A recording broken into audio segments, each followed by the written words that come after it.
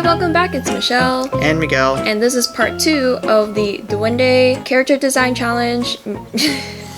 And as you can see, this is my version that we're going to be watching today. If you haven't seen Miguel's version, you can click somewhere up here if you don't want to watch mine. Just like a recap of what a Duwende is, do you want to do a explanation? So Duwende, for those of you who are uninitiated, Duwende are basically little folklorish people who live in mounds and forests. And in Filipino culture, what you do is when you come across an alleged Duwende mound, you say the words tabi-tabi po to signal to them that you're paying your respects before entering or passing by. In Michelle's version, I see that it is a whole lot different. So can you tell me a little bit more about how you came up with this idea? I kind of, not to copy off anything like that, but I was pretty much inspired by Trece Duendes, that the Filipino detective TV show on Netflix. The way they depict the duendes there, they're a little bit more like kind of grouchy, older looking, a little bit more or less not as cute as Miguel's version in the other video. Wanted to do again like my version where maybe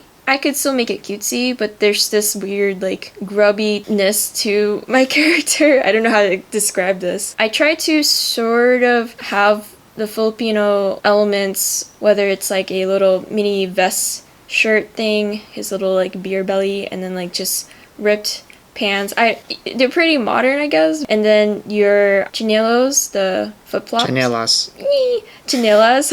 the flip-flops. And then I kind of had this in mind that Duwende is part of like nature in itself. So this time around, I wanted it to kind of make it look like a mushroom. So that's why he has like a really big head, big hatted thing on his head. And then to really get that smallness, I made the leaf like really big on his head. Initially, I wanted it to be next to a potted plant, but then I actually just remembered there was a story that our dad told us a long time ago that in the old house that he lived in the Philippines, there was like do you know what kind of tree it was? Like it was like a really big scary tree by their house. I believe it was called a balete tree. Yeah.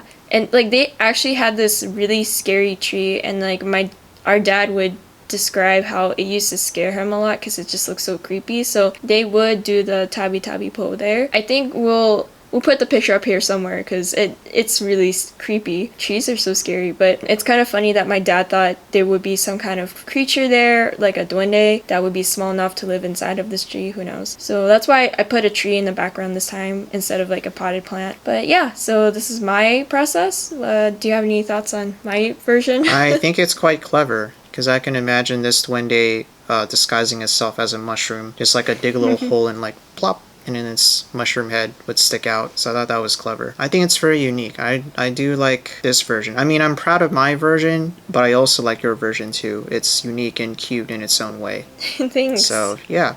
Awesome. Well, let us know in the comments down below which version did you like, my version of the Duwende or Miguel's version of the Duwende. Do you like mushroom people or plushies? I like plushies. Stick around and we'll see you in the next video. So see ya. Bye.